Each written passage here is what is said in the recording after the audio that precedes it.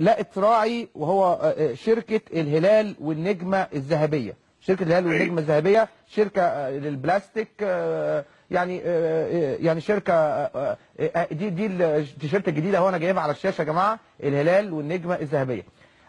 شركة الهلال دي صاحبها اللي رسي يعني او اعلى عرض جه من شركة الهلال والنجمة، ودي شركة للبلاستيك او لادوات التنظيف، وكلنا نعرفهم واحنا صغيرين. يعني في اعلان كده مشهور، يا واد يا دقدق هات اشتري لنا مش عارف ايه. الحقيقه هي منتجات ممتازه. الهلال والنجمه الذهبيه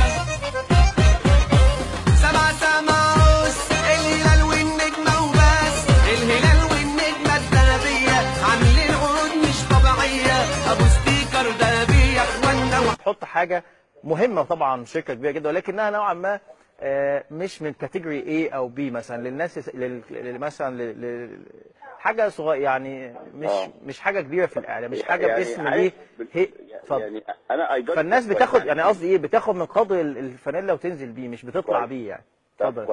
كويس. بص حضرتك، مع طبعا عدم موافقتي للكلام اللي انت سيادتك بتقوله، انا مثلا احسن وجبه عندنا الفول والطعميه، ونادي الزمالك حاطط على الويب سايت بتاعته ارزاق القوسي، ودي حاجه محترمه جدا، واخد بالك. وطيب ايه الفروقات يعني؟